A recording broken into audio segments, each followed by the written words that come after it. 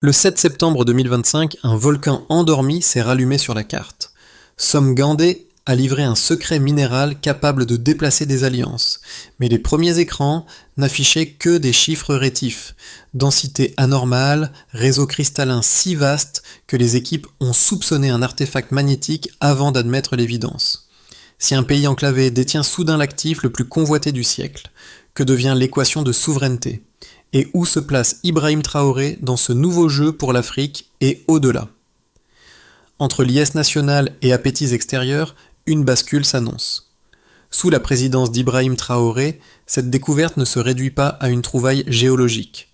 Elle redéfinit la place du Burkina Faso dans la carte énergétique et stratégique du monde. Car derrière chaque éclat de diamant sommeille une équation politique, celle de la dépendance ou de la souveraineté. Si le gisement de Somgandé confirme les estimations préliminaires, il pourrait propulser le pays parmi les 10 premiers détenteurs de réserves minérales critiques, bouleversant l'équilibre du Sahel. Mais avec l'abondance vient le péril. Pressions étrangères, spéculations, ingérences. Les ministères de Ouagadougou parlent déjà d'un capital d'avenir à protéger comme un bien sacré.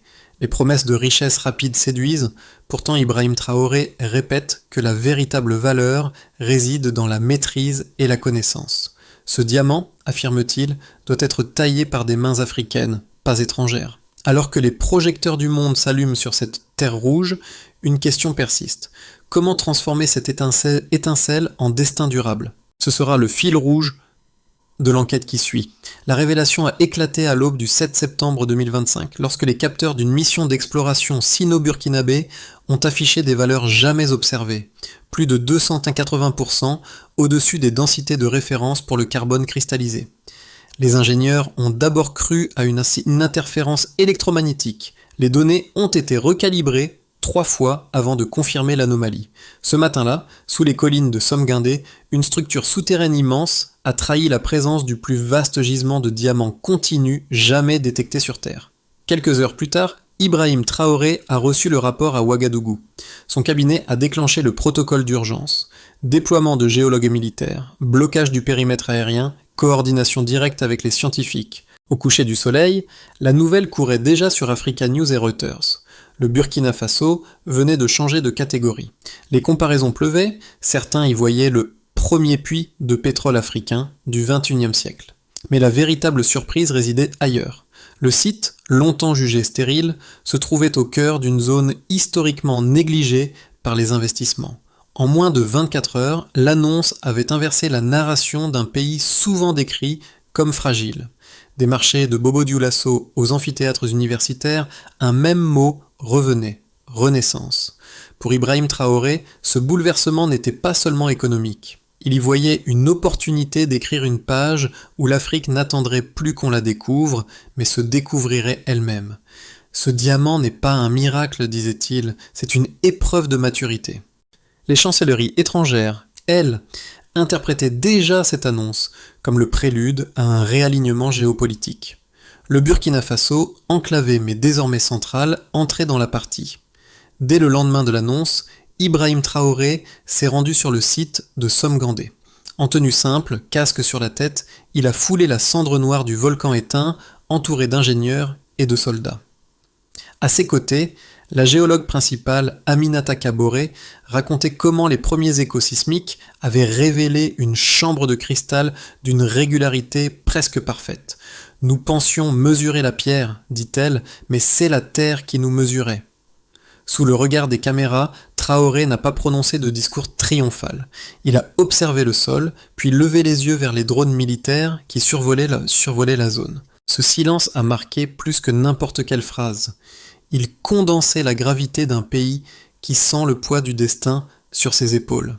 Le soir même, il a ordonné la suspension de toutes les demandes d'exploitation étrangère, le temps de rédiger un protocole national sur la gestion des ressources critiques. Dans les villages environnants, les réactions furent immédiates. Les anciens organisaient dès au sang d'éveiller, les jeunes plantèrent des drapeaux improvisés sur les collines. Une vendeuse de maïs déclara à la radio « C'est comme si nos ancêtres parlaient enfin ». Cette dimension spirituelle, que Traoré ne reniait pas, renforçait l'élan collectif. La richesse minérale devenait symbole de dignité retrouvée.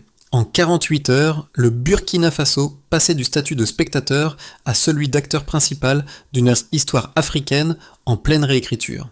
Et derrière ce changement, un visage s'imposait, celui d'Ibrahim Traoré, jeune président dont la calme assurance transformait la découverte en récit d'unité. Les jours qui suivirent virent une chorégraphie d'action coordonnée où chaque décision d'Ibrahim Traoré semblait pensée pour contenir l'euphorie autant que l'appétit. À Ouagadougou, un centre de commandement fut établi pour superviser la sécurisation du périmètre et la validation scientifique des données. Des hélicoptères survolaient la caldeira de Somgandé, tandis que les premières unités d'ingénieurs militaires dressaient un réseau de capteurs destinés à cartographier les couches profondes du gisement. Le 9 septembre, Africa News diffusa en direct les premières images officielles, des veines de carbone cristallisées serpentant à travers la roche volcanique, scintillant sous les projecteurs artificiels. Le monde retenait son souffle. Dans la capitale, les marchés s'immobilisèrent, les radios diffusaient en boucle une seule phrase. Le diamant du siècle est burkinabé. Mais Traoré savait que l'histoire pouvait s'écrire à double tranchant. Dès le 10 septembre, il convoqua un conseil restreint, économistes, officiers et juristes, pour élaborer un plan de sauvegarde. 3 axes furent fixés. Contrôle intégral du territoire minier, transparence dans la communication publique et création d'un fonds souverain pour canaliser les futurs revenus. La priorité n'était pas la vente, mais la maîtrise. À Washington, Pékin et Paris, les télégrammes diplomatiques circulaient déjà. Les chancelleries comprirent que le jeune président n'allait pas ouvrir la porte si facilement. En France, les médias évoquaient une révolution du Sahel tranquille. En Chine, les commentateurs saluaient la maturité d'un partenariat technologique africain. En Russie, les généraux parlaient d'un signal d'indépendance irréversible. Le 12 septembre, un communiqué présidentiel affirma « Le diamant n'est pas un trophée, mais un test. Nous ne chercherons pas la richesse, nous chercherons la justesse. » Cette phrase, reprise des milliers de fois, résuma le cap moral d'Ibrahim Traoré. Elle fut imprimée sur des banderoles, chantée dans les rues, discutée dans les universités. Pourtant, à mesure que l'espoir grandissait, les pressions extérieures se densifiaient. Des entreprises minières étrangères dépêchèrent discrètement des émissaires proposant des partenariats sans conditions politiques. Des conseillers européens offrirent leur expertise gracieusement. Mais le palais présidentiel resta fermé aux offres précipitées. Dans le même temps, les forces armées burkinabées établirent un cordon de sécurité permanent autour du volcan. Chaque drone non autorisé était intercepté. La rumeur d'une tentative d'espionnage industriel circula, vite étouffée. L'atmosphère dans la capitale oscillait entre fierté et vigilance. Les images de Traoré visitant les troupes, marchant sur la terre rouge, main levée vers le ciel, devinrent virales. « Il incarne notre indépendance », déclara un ancien officier à la télévision. Et dans ce tumulte, un sentiment nouveau s'ancra, celui que l'Afrique, à travers un petit pays du Sahel, pouvait reprendre la parole sur ses propres ressources. La séquence Somgandé n'était plus un simple événement minier, c'était la naissance d'une ère politique où Ibrahim Traoré passait du statut de chef d'État à celui de symbole continental. À mesure que les jours passaient, le discours d'Ibrahim Traoré prit une tournure plus méthodique. L'émotion laissa place à la mesure. Devant le Parlement, il cita 3 chiffres qui allaient devenir les piliers de la stratégie nationale. Premier indicateur, la densité moyenne du gisement, estimée à 6,4 grammes de diamant par mètre cube, soit près de 180% au-dessus des plus hauts standards connus. Cette donnée confirmait que Somgandé n'était pas une simple mine, mais une matrice géologique unique. Notre sol ne nous surprend pas, il se révèle, déclara-t-il, rappelant que la richesse ne vaut que par la capacité à la comprendre. Deuxième indicateur, la projection de rendement annuel évaluée entre 2,8 et 3 milliards de dollars US en équivalent brut. Mais Traoré refusa d'en faire un argument de triomphe. Selon lui, ce chiffre n'avait de sens que s'il servait à financer les infrastructures éducatives et technologiques. Le ministère du Plan annonça la création d'un fonds d'innovation minérale, destiné à convertir chaque carat en savoir-faire local. Troisième indicateur, la stabilité du site. Les études préliminaires révélait une activité tectonique inférieure à 0,3 sur l'échelle de Richter, un atout majeur pour une exploitation sûre. Pourtant, cette sécurité géologique s'accompagnait d'un risque politique. Plus la ressource paraissait stable, plus les convoitises extérieures s'intensifiaient. Pour parer à ces tensions, un comité interministériel fut institué. Il devait suivre les flux d'informations, les propositions étrangères et la circulation des capitaux. Chaque offre serait désormais passée au crible. Origine, conditions, impacts environnementaux. Cette transparence, inédite dans l'histoire minière du pays, inspira confiance au public. Des analystes d'Africa News soulignèrent que la communication structurée du gouvernement contrastait avec les précédents coups d'éclat africains, souvent précipités ou opaques. La donnée devenait donc un instrument politique. Chiffres, graphiques et projections remplaçaient les slogans. Ibrahim Traoré exigea que tous les rapports soient publiés simultanément en français et en mouré, pour que la science parle dans la langue du peuple. À l'étranger, les observateurs y virent un signe d'autonomie intellectuelle. Les universités régionales proposèrent déjà d'intégrer un module Somgandé dans leur programme de géologie appliquée. Les marchés, eux, réagirent avec prudence. Le cours mondial du diamant augmenta de 12% en une semaine avant de se stabiliser, preuve que le secteur reconnaissait la nouvelle donne sans panique. Pourtant, sous la surface, les équilibres se redessinaient. Les partenaires chinois, premiers contributeurs technologiques, réclamaient un droit de regard sur les données brutes. Les Russes offraient un appui en cybersécurité pour protéger les serveurs de la mine. Ibrahim Traoré répondit par un sourire calme. « Nous partageons la science, pas la souveraineté. » Ainsi s'installait une tension feutrée entre coopération et contrôle, transparence et secret. Les chiffres rassuraient, mais ils révélaient aussi l'ampleur du défi. Maintenir l'unité nationale au moment même où la valeur mesurable du pays explosait. Et dans ce frémissement de données, la figure de Traoré demeurait le seul repère stable. Les débats se sont rapidement cristallisés autour de deux visions du futur.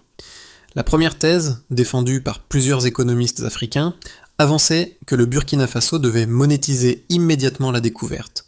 Selon eux, le marché du diamant reste cyclique, et différer l'exploitation revenait à perdre des milliards potentiels. Les profits rapides, disait-il, permettraient de financer routes, hôpitaux et universités, réduisant la pauvreté en une décennie.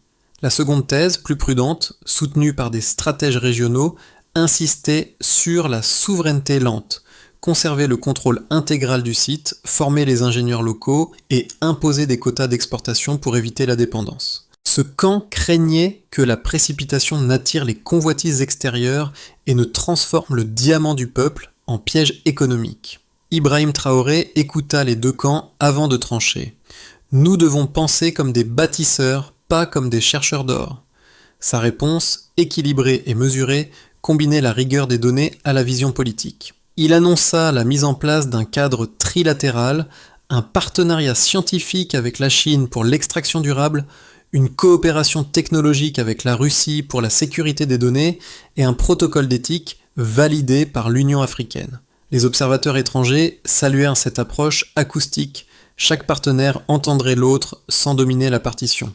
Les experts de la CEDEAO y virent un modèle inédit de gestion concertée des ressources africaines. Traoré transforma ainsi le dilemme en levier diplomatique. Loin d'opposer richesse et prudence, il fit des deux principes un outil d'équilibre. Le Burkina Faso n'allait ni vendre son trésor, ni le geler.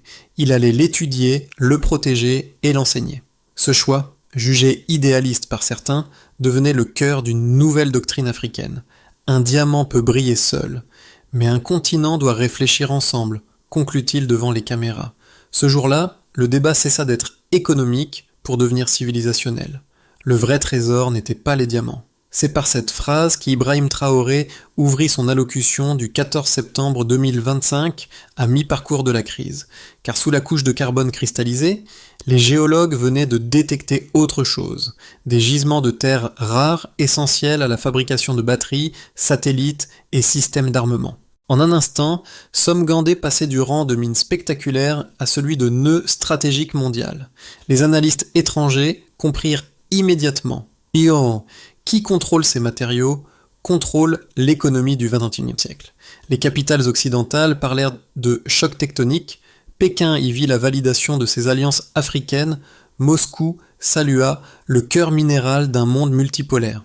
Mais à Ouagadougou, le président garda son calme. « Nous n'avons pas trouvé un secret à vendre, dit-il. Nous avons trouvé une responsabilité. » Cette révélation transforma le récit. Ce n'était plus l'histoire d'une découverte, mais celle d'un éveil politique. Le Burkina Faso, guidé par Traoré, se trouvait désormais face à la question ultime. Comment posséder une richesse qui, par nature, attire tous les périls ? L'annonce du gisement de terres rares changea brutalement l'échelle des enjeux. Du jour au lendemain, le Burkina Faso passa du statut de pays enclavé à celui de pivot stratégique. Les répercussions se firent sentir dans 4 sphères: nationale, diplomatique, économique et régionale. Sur le plan national, dans les rues de Ouagadougou, la fierté collective prit des airs de ferveur. Des drapeaux peints à la main portaient le visage d'Ibrahim Traoré, accompagné du slogan « Notre sol, notre futur ». Les écoles intégrèrent déjà un module sciences du pays. Des instituteurs expliquaient aux enfants que leurs terres abritaient désormais plus que des pierres, une promesse. Traoré insista pour que 30% des bénéfices futurs soient investis dans l'éducation et les énergies renouvelables pour que le diamant finance la lumière et non l'ombre. Sur le plan diplomatique, à Washington, les agences de renseignement évoquaient un réalignement possible du Sahel. Les rapports internes estimaient que les alliances militaires pourraient se redéfinir autour de cette nouvelle ressource. À Paris, la presse parlait de rupture géopolitique africaine. Les chancelleries européennes tentaient de rattraper le temps perdu, proposant des coopérations vertes. Mais Traoré refusa les engagements rapides. La souveraineté n'est pas négociable, même lorsqu'elle brille. Sur le plan économique, les marchés mondiaux réagirent en cascade. En une semaine, les valeurs minières africaines bondirent de 15%, tandis que le diamant burkinabé fut qualifié par Bloomberg de référence morale d'un continent en mutation. Des consortiums d'investissement proposèrent des fonds conjoints, mais Ouagadougou imposa une clause. 51% des parts minimum devaient rester nationales. Cette mesure, inspirée du modèle botswanais, fit école. Sur le plan régional, les pays voisins, Mali, Niger, Tchad, envoyèrent des délégations pour étudier la méthode Traoré. En convoquant un sommet exceptionnel à Bobo-Dioulasso, le président lança un message clair. L'Afrique ne doit plus être le sol des autres, mais la source d'elle-même. Ce discours, retransmis sur les chaînes panafricaines, provoqua un élan d'unité inédit. Pour la première fois, l'Afrique de l'Ouest se percevait comme un espace d'innovation stratégique, non comme un champ d'exploitation. Derrière cette vision se dessinait la conviction d'Ibrahim Traoré. La ressource n'a de sens que si elle élève ceux qui la gardent. Ainsi, le diamant devint symbole, les terres rares, levier, et la nation, promesse. Le Burkina Faso venait de montrer que le pouvoir ne naît pas des minerais, mais du regard qu'un peuple ose poser sur eux. Au sein du palais présidentiel, Ibrahim Traoré convoqua un groupe d'analystes pour esquisser 3 trajectoires possibles des 6 à 12 prochains mois. Chacune reposait sur les mêmes données, mais menait à un destin radicalement différent. Dans le scénario de base, celui de la consolidation prudente, le gouvernement maintient le contrôle intégral du site de Somgand. Les partenariats avec la Chine et la Russie demeurent strictement techniques. Aucune concession n'est accordée sans transfert de savoir-faire. L'État burkinabé devient un laboratoire de gouvernance minérale, inspirant l'Union africaine. Croissance modérée, 4,8% du PIB en 2026, stabilité politique renforcée. Dans le scénario optimiste, celui du modèle africain, sous l'impulsion d'Ibrahim Traoré, un consortium panafricain voit le jour. Les nations du Sahel mutualisent leurs ressources critiques et créent un fonds commun de développement vert. Le Burkina Faso devient le cœur symbolique d'une renaissance industrielle continentale. Les exportations se diversifient, les universités minières régionales forment des centaines d'ingénieurs. L'Afrique prouve qu'elle peut négocier d'égal à égal avec les blocs économiques mondiaux. Enfin, dans le scénario pessimiste, celui d'une fragmentation sous pression, les puissances étrangères multiplient les offres, les lobbies exploitent les divisions internes. un mouvement d'opposition interne accuse le gouvernement de monopoliser la richesse nationale. Les campagnes de désinformation enflent, les marchés s'inquiètent. Une crise de confiance pourrait réduire les investissements et provoquer la fuite des talents. Traoré, conscient de ces risques, imposa une règle. La vitesse n'a de valeur que si la direction reste juste. Il recommanda la mise en place d'un observatoire indépendant pour mesurer les impacts économiques, sociaux et environnementaux. Dans son discours de clôture, il formula une mise en garde douce mais ferme. Si nous ne maîtrisons pas notre tempo, d'autres le dicteront pour nous. La phrase devint un mot d'ordre dans les médias africains. Tenir le rythme du courage. Entre prudence et ambition, ces trois scénarios forment la boussole d'un État qui veut croître sans se perdre. Ibrahim Traoré ne promettait pas la fortune, mais la cohérence. Celle d'un continent qui choisit enfin sa cadence. Dans les semaines qui suivirent, la figure d'Ibrahim Traoré quitta les salles de conférence pour entrer dans les foyers. Son image n'était plus celle d'un dirigeant distant, mais celle d'un homme parlant directement aux siens. À la télévision nationale, il s'adressait sans notes, le regard posé, la voix calme. Ce diamant ne doit pas nous séparer, il doit nous ressembler. Dans les rues, les mots furent repris sur des murs, des vêtements, des chansons. Une mère de famille à Ouahigouya déclara « Pour la première fois, mes enfants me demandent pourquoi notre pays fait la une ».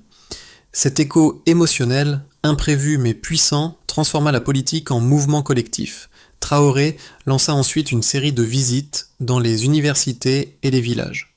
Il y parlait peu de chiffres, davantage de destin. « Ce que nous avons trouvé n'est pas un pays miracle, disait-il, c'est une preuve que nous sommes prêts. » Dans une coopérative agricole, un vieil homme lui répondit « Vous avez rallumé la foi que nos champs n'avaient pas éteinte. » Cette proximité devint sa stratégie la plus forte. Plutôt que d'imposer, il écoutait. Plutôt que d'ordonner, il liait. Les observateurs étrangers, parfois sceptiques, durent reconnaître qu'il venait de créer un nouveau type de leadership africain, fondé non sur la crainte, mais sur la résonance morale.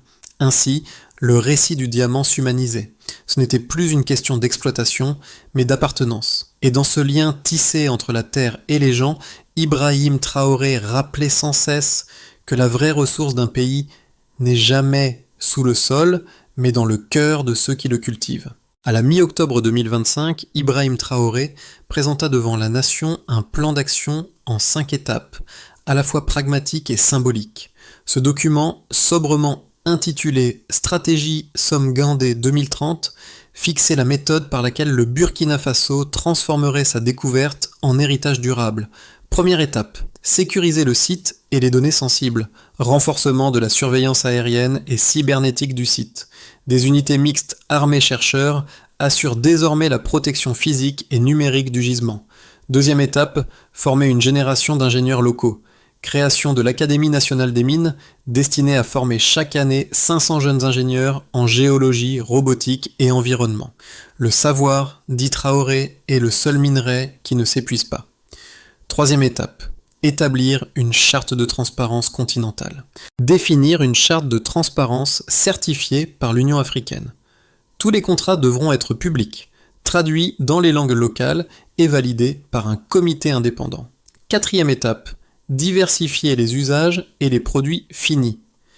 Investir dans les technologies de transformation, découpe, polissage, raffinage. L'objectif, exporter des produits finis, non des matières brutes.